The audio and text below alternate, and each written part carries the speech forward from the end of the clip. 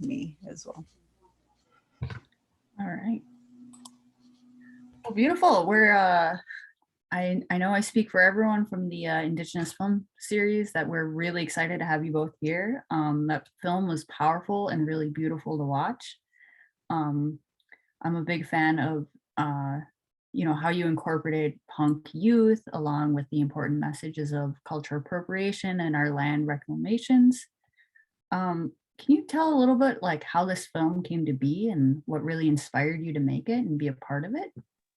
Well, that's a long, sad story, and one full of resistance, joy, and challenges as well.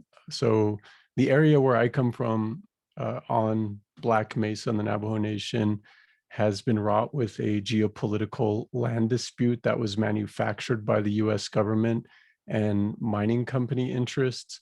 Underneath the land where my family comes from is one of the largest coal deposits in North America. And since basically the inception, the creation and manipulation of the Navajo Nation tribal government, really we've been locked into resource colonial wars with corporations who have preyed upon our lands to exploit them, extract them with everything from oil, uranium, natural gas, and coal. And so there were two coal strip mines that were opened up in the 1960s by a transnational corporation called Peabody Energy. And I grew up with them basically 13 miles from my family's place. And they used the coal to power two coal-fired power plants, one nearby in Page, Arizona, that was responsible for pumping water for the Central Arizona Project to keep two massive metropolitan areas, Phoenix and Tucson, basically alive. So, our people are being exploited, our land's being exploited and decimated to keep these two unsustainable, massive urban sprawls building. And then the other coal-fired power plant that was actually shuttered quite some years ago, called the Mojave Generating Station, that was responsible for providing electricity for some of the greater Southwest areas and cities like LA, Las Vegas, and Phoenix as well. So that coal-fired power plant was shut down over a decade ago. And then most recently, the Navajo Generating Station, which is the coal-fired power plant near Page, was shut down. And it's important to note this because in 1974, the United States Congress passed a law called PL 93-531, which was known as the Relocation Act. And it effectively divided the land up on Black Mesa between the Hopi and the Navajo people, or Diné people, because Congress was led to believe that there was a range war, that if Congress didn't intervene, there would be bloodshed between these feuding tribes, which was a complete fabrication. It was a tactic of conquer and divide. This lawyer who was working for the Hopi tribe, our neighbors, who we've had historical, traditional connections with, intermarriages, ceremonies, and an exchange of powerful history. They were represented by this lawyer, John Boyden, who was working for them, representing them for their mineral rights. At the same time, he was working in collusion with Peabody Energy, this coal company. So he basically was the architect of this land dispute. And what the law said is that all the Diné people or Navajo people living on the side partition for Hopi have to be forcibly relocated, and all the Hopi people living on the side partition for the Diné or Navajo have to be relocated. But if you look at the lines that were created, the Hopis traditionally live on the mesas, so they weren't as impacted. But Diné people were completely fenced, in this area, and so a lot of my relatives, my family's, my father's house, the sheep corral was split down the middle with this fence, and all of my relatives were on this Hopi partition side, so they were facing forced relocation. And so and there was a powerful resistance at the time, and there still is. There are Diné folks, primarily elder matriarchs, who led this resistance, that some of them are still alive today, that are holding it down, refusing to be relocated. So for 40 years plus, they have resisted all the might, all the aggression of the US and its laws, and the aggression of tribal councils and BIA police to maintain their way of life, which is basically just to be who they are, to live on the land. And many of them don't speak English. They continue to live traditionally off the land with pastorally, with herding sheep, with corn, growing corn, with our ceremonial ways. And this is where I was raised, is in this conflict. When I was a child, we were at a protest at the Bureau of Indian Affairs office here in Flagstaff, and my mom had made a sign that said BIA, Bureau of Indian Affairs, don't kill me, I'm only 3. That was like my earliest memories were going to protests. And so this has always been something that has impacted me in relation to this sort of diaspora, if you will, or the dispossession of Indigenous people and forced relocation that is happening today. The dispossession in resource colonialism and straight up forced colonialism, where we are being forced out of our own homes and we don't have a place to go back to because it is being decimated for resource extraction. And so this has been an ongoing fight, and really is where the story comes from driving back and forth, looking at the fence lines, looking at the power lines, and recognizing that a lot of those power lines go right over our relatives' heads, and we don't even have running water or electricity. You know, a lot of people are aware of this after the pandemic, that the Navajo Nation has a disproportionate has been disproportionately impacted by the pandemic, but also has a range of factors, environmental factors, and also social factors that have contributed to that. And that's part of it. So that's really one part of where the film comes from, is this ongoing struggle that has been largely ignored in mainstream media, is an ongoing injustice that has impacted multi-generations of people. And you asked about punk rock. I talk about that later, but I don't know if you want to add anything, Princess. One of the things that I do just want to add really quickly is that Klee did write a lot of this, and he was writing it for quite some time. And obviously, like he said, you know, where the how his growing up and just the land that he grew up on, how that really did shape what he wrote. But I do support Klee in a lot of the things that he does, and specifically, especially with this film, since it revolves around young female women, like that was such a empowering thing. And I did obviously want to help with that, because the work that I do professionally is very much, it revolves around youth. And so obviously this is something that I did really want to assist in and help and make sure that it got to the end product. So yeah, and just to add, when I helped us found this project called Out of Your Backpack Media, which was an Indigenous youth media justice and media literacy project where we did workshops for Indigenous youth and, you know, trained them how to make their own films. And a lot of the youth that were involved in Out of Your Backpack Media helped with this production, and some of them acted in the production as well. That project actually started because I was asked to do a mentorship program to train a youth, and I asked my aunt about her daughter. I was like, "Oh, hey, you think Wally would be interested in being part of this project?" And she was like, I think maybe 14 at the time. And so we worked together when we produced a film, and it was all her voice, just sharing this intense experience as a 14-year-old growing up and having ceremonies attacked by armed law enforcement officials because they were deemed as illegal on this land. And so it was a very powerful experience, and that's really where the seed was planted to write this story, because it was, you know, seeing the impact and understanding that there's a deeper analysis that we can sort of hopefully step back from and provide some reflection on, so that way folks can understand how to, you know, understand these issues and share it in obviously a narrative fashion. Yeah, I was just about to say, I love the fact that it focuses on 2 young Indigenous women. And a lot of times I get told like, oh, Native people don't exist, Indigenous people don't exist. And so having one of the main characters say that that poem, Love Me Some Indians, and it brings up the fact that no, we're still here.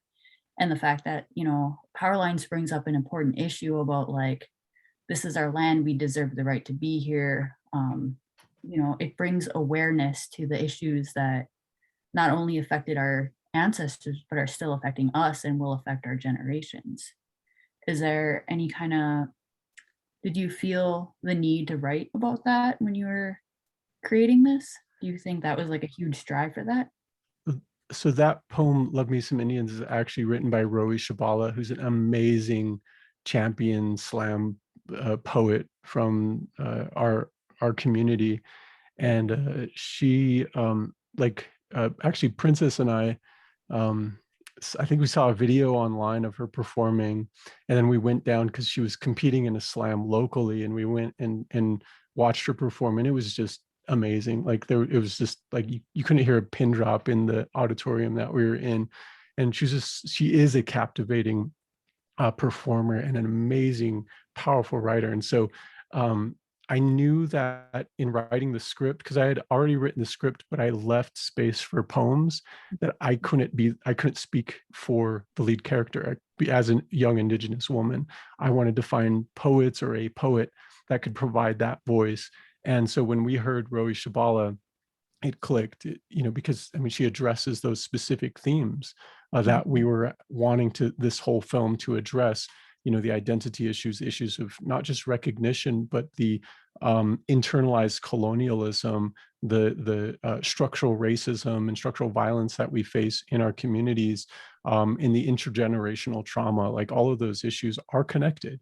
They're connected to our identity, but they're, because our identity is connected to the land, and it's connected in so many different ways that, that was, the moment we heard that poem, and it remained intact, because of just honoring Rowie's voice and her power. And so she wrote some original poems for the film, and she contributed, I think, a couple of other ones that we used as well. We also used Lila June Johnston, who's an amazing Diné poet as well. And I did write one poem, I think, in there that relates to the Peabody experience. But yeah, your question about, I think, one about visibility, like we're still here. I think that's an ongoing challenge. And one that I contend with, and I'm curious to hear your thoughts, Princess, as well, regarding this question, but one that I contend with because I don't think the issue so much is about the settler colonizers seeing us. They know we're here. It's just that they want us to go away because, one, it's a reminder of the brutal legacy that upholds their ability to occupy and reap the rewards of that occupation. Genocide is not a comfortable thing to come to terms with. And so visibility is one thing, but I'm interested more in going beyond recognition and going towards liberation. What can we do to reconcile the past, heal from those wounds, but also ensure that our people can thrive and not just be recognized and be settled with, oh, it's okay, we see you. Because I'm not interested in validation based upon settler cognition. I'm interested in settler consciousness. I'm interested in asserting indigeneity through liberation, restoring our relationships and our autonomy with the land, restoring our people's ability to continue to be who they are, which I think is the greatest challenge, one of the greatest challenges we face today. Yeah, and also bringing it back to what like the movie actually says is definitely you reinforce that through of like a young Navajo woman that is relocated, moved, essentially is in the process of assimilation in Vegas and wanting to make those reconnections back at home or where they have their cultural roots at, and going back to there. And so it's in terms of just like everything that you're saying, it is being seen, but not necessarily through like the white gaze as well. And assimilation obviously is huge. And sorry, I lost my train of thought, but because this is actually what I wanted to bring it back to, is bring up a whole nother thought as we were talking, is one of the big things, taking it back to two young Indigenous women that are in this film. I remember early on, as you were writing out the script, and you're just like, I'm a little concerned about actually putting this out there because I am writing I am male writing female characters. And that was like a little bit of a concern, but I remember as we were filming that you as the director gave the actors complete control of their own characters and what they wanted to do. And so the women that were in those roles, the young women that were in those roles, really brought who they thought those characters were, and sometimes even injected their own character or their personal character into it. And it was really amazing to see these characters come to life off of the page and onto the screen, which was really awesome. Oh yeah, there was that moment where Kayla Daly, who plays Selma, was just like, nope, that's not what they would do. Like under my direction, they're like, this is what they would do. And I was like, awesome, let's go for it. Yeah, that was awesome. Do you have any other favorite memories of filming? I know was it fun working with this like young cast and crew, or was it a challenge? Because, you know, sometimes with youth, it can be easy to get off track. What are your thoughts on the past days of filming? I'll let you start with that, lead with that. Filming was such a long time ago. And so what I did was, what was my title? Executive producer, but you're also a line producer. Yeah, executive producer, line producer. And basically all I was there to do was make sure people knew where they needed to be, at what time we were going to start shooting, make sure we were on schedule, or stick to the schedule and like keep moving things along, which really is like herding cats. And I remember it being really frustrating at times. And I'm not saying frustrating working with youth, but frustrating working with so many huge personalities and just different types of people, and being like, oh goodness, can you guys just all like do what I tell you to do and like just be at this place at this time so we could start. But it was really awesome. Like there are specific things that I remember is like shooting in Vegas, or I should say filming and, you know, doing a little bit of camera work and stuff, and seeing how the actors and the crew were working together. And I mean, just the sheer amount of things that needed to get done. This is a short film, but it was a lot of work. Klee put in a lot of work. The actors put in a lot of work. I remember outside of a gas station being like, you got to do it again. You forgot the glasses. And I was like, oh, can we please just keep everything the same? So. And Shelby put in a lot of work, Stephen Toya, Kimara Bahi. Like those were 3 out of your backpack media mentors that really anchored the project.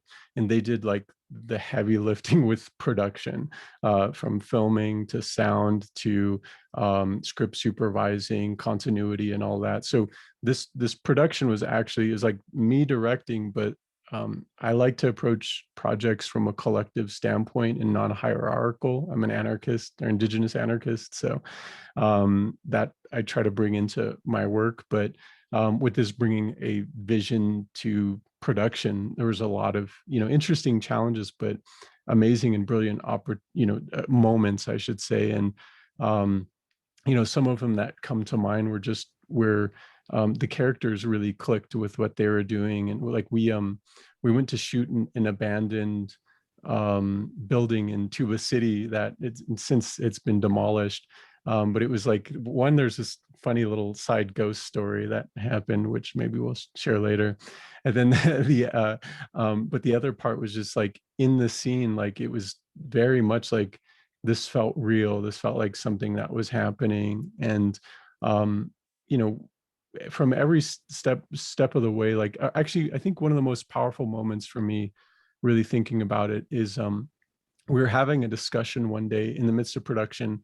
And I will just note that Princess did an amazing job, because in hindsight, we made the mistake of scheduling way too many locations in too short of days. And so that put pressure on us and stress. And it's an all volunteer effort. We did compensate the actors a little bit based on the crowdfunding funds, but it was a very small budget that we were operating with.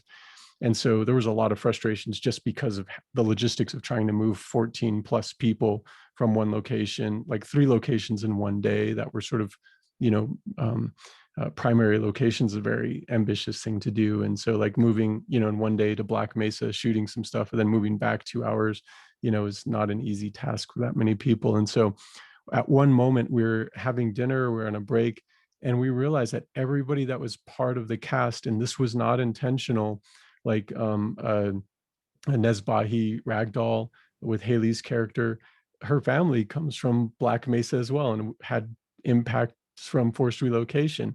Kayla Daly's family came from Black Mesa, or some of her family members came from Black Mesa and were impacted by forced relocation. They were like, at one point, everybody sort of brought it up, like Tony Skrlinas and Sam Minkler as well, and all these other folks. Like we had these different stories as we were shooting, and we realized that we were all refugees in some way or another, and that sort of like clicked for us in the production in this way that it felt very healing. So there were just moments where everybody was just working together, finding their grooves in the midst of these stressful challenges and leading the effort. Shelby Ray, who's an amazing force with Out of Your Backpack Media, she would just step up and, take charge, and because she was a co-director or a assistant director, but she would take charge and direct the scenes, and everything would just work, and it was just powerful. So to me, that was the best result, was just the empowerment that came out of it through the production process. And after watching the film, just having, my own relatives from Black Mesa and other people from Black Mesa just feel validated, feel not just seen and recognized, but that their voice is out there in a way that felt sincere and authentic. And that's a hard thing to do, because we're tackling with a whole bunch of tropes, right? And stereotypes or essentializations. Like we have in the script, like the abusive father who's an alcoholic, who is assimilated. That's a horrible trope, but it's a reality that we face. And so how do we address that without playing too much into these stereotypical roles? And so that was a big, thing that we tried to fight, to find a good way to convey that, but ultimately just came back to this, no, we have to tell the story this way, and it makes sense. Yeah, I found it really good how you brought up like a whole bunch of different issues, and especially since it's a short film, it tackles a lot of different issues, but it does it in such a way that it feels, not through the white male gaze, which I feel like a lot of Indigenous films tend to like be about, I found it was very authentic, and so I appreciate that. That's the punk rock element. Yeah, no, I was really jamming out to that music. It was really good. Speaking of which, are you in the process of making any more music? Did you make the music before or after you got done shooting? Well, I interrupted you, so I want to apologize. And like, if you want to finish your question, we can come back to that for sure. Okay. Did you, I really like the songs in the film. I'll just say it very plainly. Did you create those before or after filming? So that was actually, because I'm a musician, I used to play in a band called Blackfire for like more years of my life than I care to admit at this point. And I at one point considered myself a retired or recovering musician because I also am an organizer in the community, and we've been on the front lines of the fight to protect this holy mountain from ski area development. And so one day there was a day when we were basically, or a year in time, when we were touring 80% out of the year. And there was one day when bulldozers were threatening to desecrate our sacred mountain, and a guitar wasn't going to stop a bulldozer. So I had to stop performing and, get onto the ground. And so I really came at this production with ideas of the aesthetic. So the punk element is definitely where I come from, playing in a punk band for so long and seeing the way that, punk has a raw, honest ability to say fuck you to authority, to those who seek to dominate, coerce, and exploit. And to me, that force was necessary. I've always been fascinated with this. And this to me is a message maybe to youth and to younger folks that I think is maybe part of the subtext and isn't really a focus of the film, but a focus of the way that I work with creativity in my life, is that anger is a secondary emotion, and that, that rage that can be dignified, is, as long as we understand that anger is caused by something and we have to get to the root causes of that if we want to address it. But if we just bottle and shut down and tell people to either suppress their anger and hold it in, it could explode outward or inward. And that could mean self-harm. It could mean things that cause diseases later. And so that kind of spiritual harm and spiritual, component, to me, creative expression, especially punk rock, is cathartic in being a transformative creative force to release that and turn it into something that, can be that part of that healing process. And so the music was always going to be a strong part of it. The punk aesthetic was always going to be a strong part of it. The songs were written sort of right after the film in the editing stage. I collaborated with Sage Bond, who's an amazing Diné vocalist, singer-songwriter, and we produced a series of songs. I think we wrote, I wrote most of the songs, but about 20 songs, some of them just little snippets. And actually, I initially intended on immediately following the film up with a soundtrack of all those songs. But actually, I'm releasing the what is sort of the soundtrack, built off the soundtrack, on July 27th, in a project called Appropriation. This is actually the vinyl LP. We just are releasing it on vinyl and digital release. And so it's primarily all the songs. So if you like the music in Power Lines, it's almost all the songs in Power Lines in their entirety. Some of them rewritten, definitely remastered for release and for vinyl, and definitely featuring the 3 songs that we had in there with Sage Bond as well. And so it's funny that we're having this conversation now after, so many years, but yeah, that project was an intense project, and it took a lot out of me, honestly, creatively. I can't even say the word. That's how much it took out of me.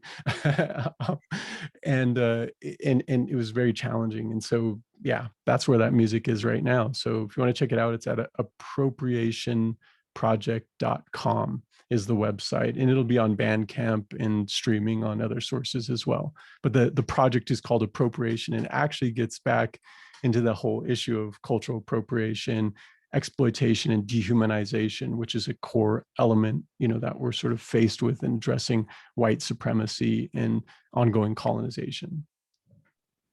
Cool. So thanks for asking. Yeah, and you said that comes out July 27th. 27th. Cool. I'll have to get that.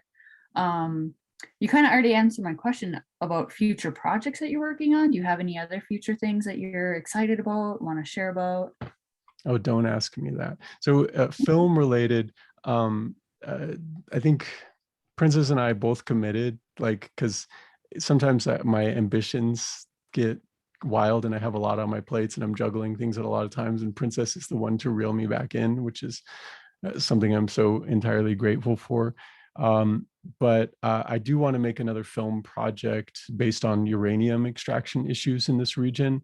I've been working on a script off and on, but I don't know, it's such a daunting task to think about. And for this project specifically, we wanted to do it really DIY, raw, super low budget, lo-fi, and that sort of relates to the punk rock sort of DIY aesthetics, is trying to democratize media, trying to make it as accessible as possible and show that it doesn't have to be this polished packaged Sundance product or Hollywood product, but it's like, this is a film that's made by community members. It's made by youth in our community. It's like, a collective production.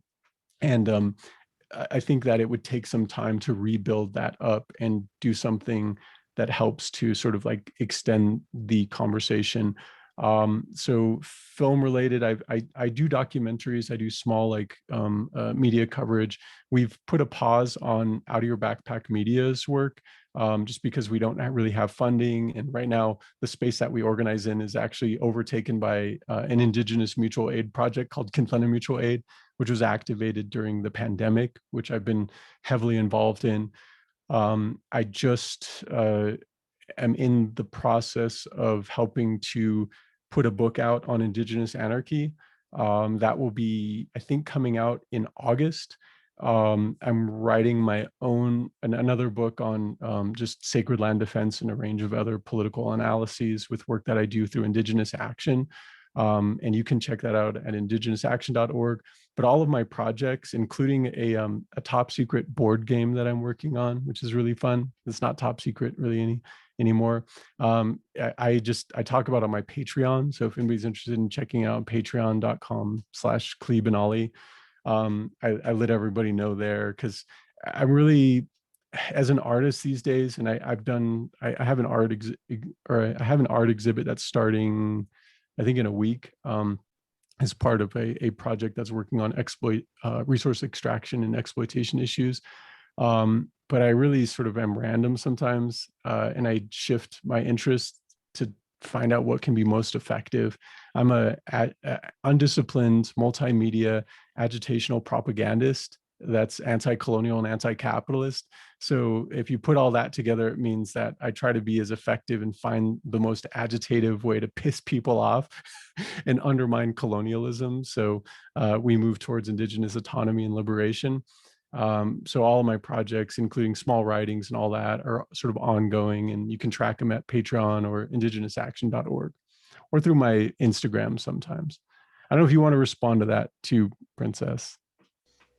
No, I was just going to reaffirm that Klee does have a Patreon where he actually puts a lot of news out, and the news about the top secret board game had been up like a couple of months ago. So, all right. I know you said a lot of people have this definition of film and how it has to be like Sundance, high quality, and I feel like that holds back a lot of Indigenous creators. I know that held me back for a long time, because I was like, I don't have the standard equipment, I don't have all this expensive stuff. But it brings back to the DIY, like, you use whatever you have to get whatever message you want out there. And it doesn't matter, it doesn't have to be like the top notch, as long as you are, producing art that is helping people. Do you have anything to say to the youth that might be, a little, let's see, a little like scared of not producing the best work? Do you have any words of encouragement for them? So first thing that I do want to relate it back to is when we were volunteering and doing a lot of the out of your backpack stuff.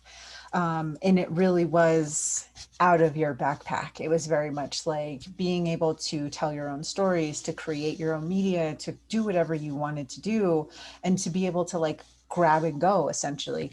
And especially in this day and age of technology and digital media and TikTok, like, I think that youth have the ability to, do whatever they want to do, and have that tool to be able to get their stories out.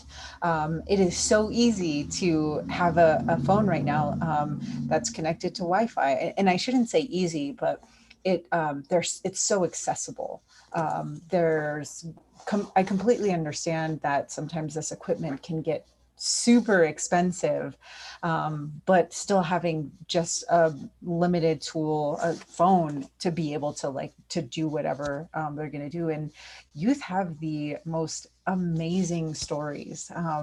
They are amazing storytellers and can learn so quickly. It's actually really funny when I compare the individuals that I work with at a professional level, and with youth, and I feel like youth that have grown up have been born into this internet era, and have had that the entire time that they've been alive. That just the ability to be able to learn stuff so quickly is so inspiring, and it's really great. Yeah, and I would, my first response is, I think folks, like young Indigenous folks, should listen to exactly what you just said and ask themselves that question, Khayman. because I think that that is something that we need to contend with as far as like what our standards are and like what kind of obligations we have. Like, who are we producing this for? Like, if we make our art for ourselves first, for like maybe something cathartic and enjoyment, if we do it on a collective level for our community, we can base it on those standards. Like, sure, we can have fun and geek out with all of the fancy gear and the tech that it would take, and the high end equipment, but I'm interested in sort of breaking that down and making things as accessible as possible. The fact that you can record a whole album with just a laptop and a USB microphone, and some creativity with open source software, is really powerful. And I think that those kinds of movements from open source to DIY culture are things that we can tap in really easily. And I think that part of the challenge is not just for youth, it's actually for adults, to make those possibilities available for young folks, and connect those resources to folks who are hungry to express themselves, and not just shut down youth who are expressing things you don't like and morally policing them, but making sure that we have that encouragement and support, especially with the cultural framework and foundation. There can be powerful synthesis there. There can be powerful ways that we continue to be the storytellers who we are. Whether, it doesn't have to be through digital communication. It can be through our traditional means, our crafts, our powerful ways of working with and expressing ourselves and relating to each other. Because at the end of the day, this is about communication and storytelling, and our people, first and foremost, are storytellers, and connecting with that however we can, with whatever means that we have available, is just beautiful. And I just hope that people encourage that, especially adults, because I see adults more than anything getting in the way of youth, getting in the way of the powerful, creative, beautiful forces that youth are, and trying to police, control, and sometimes manipulate, when there are vibrant opportunities, as long as folks aren't harming themselves or being, like fascists or racists or homophobic or transphobic or whatever. It's like there are powerful ways we can encourage and help build and grow. So I think the onus is on adults to get out of the way. And then for youth, the exact message that you brought about, like, just asking yourself, who is this for? And maybe first and foremost, meditating on making something for yourself and sharing it with your friends, and finding that smallest possibility and making it grow. Because I think one of the biggest things that we have to contend with in this social order is the standards of success, and who defines that. Who determines that? Whether it's Sundance, is it getting into a festival like that? Is it Hollywood? Is it getting accepted, on those levels in that industry? And that can be, and that's powerful. And we have friends and relatives who have done that. We have a friend that works on the set of Mandalorian, who's done that. We have people who have excelled in very powerful ways. Taika Waititi is a perfect example of a powerful Indigenous filmmaker, who's, if you look at his initial films, like youth should study his initial films and see the fuck ups he had, and the fun, like, ways that he played, and where he's at now. Like, that's a beautiful trajectory, and it's accessible. And I think those things should be celebrated. Absolutely. So I encourage people to challenge those standards of success, and make music for yourself and your friends and your community, or make film for yourself, friends, community, whatever you create, experiment, and don't be afraid of fucking up, because that's how we learn and grow. As long as we're tracking, building, and, sort of learning from our mistakes, then hopefully we can just get better. Or maybe we're just making something beautiful, abstract, and, weird. And that can be also cool too. One of the things too that I want to add as well is that even if the story isn't perfect, even if it didn't come out like you thought that you had very clear in your mind of what it was going to be, and that's not what it turned out to be, honestly, that's fine. Like, put it out there. People want to know the story, and maybe there's some, genius in there. Yeah. I mean, if we're going to compare our, the standard, measure this ourselves based upon the standard of, multi-million-dollar budgeted films, that's a really unfair, Mm-hmm. position that we're putting ourselves in to judge what we produce in our work. I've honestly seen like short films made on cell phones by young Dene people who have no training or experience, that are just fun, random things that have been the most interesting, sincere, and honest and powerful forms of cinematic expression. Some people wouldn't consider that cinematic, but I think it is, because it's storytelling with the digital and film medium, which is part of that narrative that we have access to. So yeah, those are some words, hopefully encouraging. Well, and it's also what you said earlier to the, and I'm just like keep adding things onto there, but what you said earlier about like just experimenting and not needing to feel like we should compare ourselves to this giant industry of filmmaking or entertainment.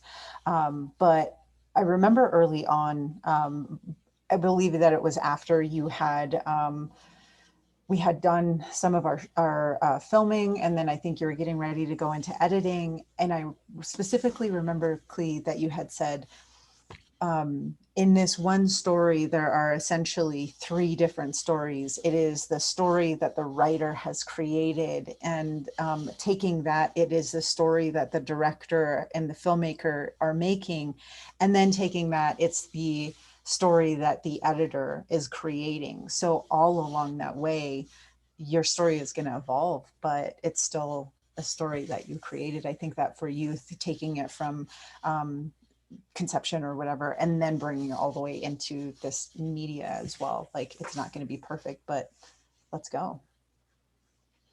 Yeah, and I find that few things in life are perfect, so you might as well just go ahead and make it and do it. And like both of you have said, just learn from it and create something for your community.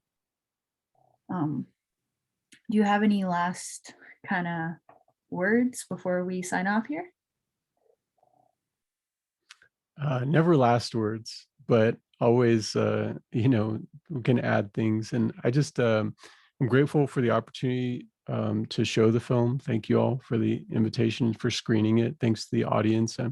It's unfortunate we couldn't get audience questions, because I think that's the most interesting as far as like how people relate to it. Maybe my question is for you.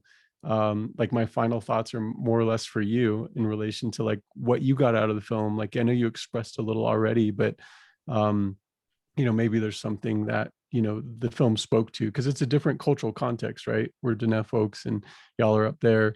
We have sheep, you have rice. Or we have corn, you have rice. I don't know what the equivalent is. We have sheep corn. But yeah, so I'm curious as to like if you have any thoughts or things that you'd like to add, or questions or concerns or things that you didn't agree with in the film.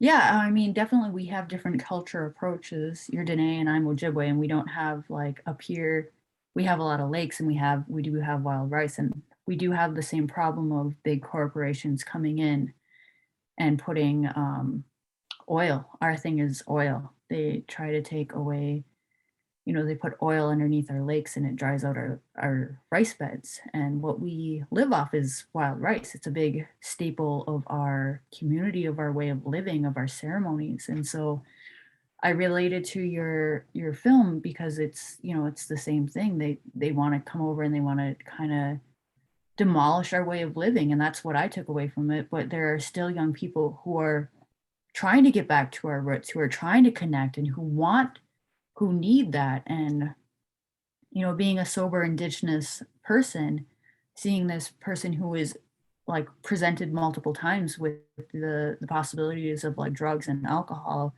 and who was like, no, I don't want that in my life, I don't need that in my life, I've been very clear about that. I related to that a lot, and I feel like there's a lot of Indigenous stories that need to talk about sobriety with our youth. And so I thought that was very powerful. And I wrote this down.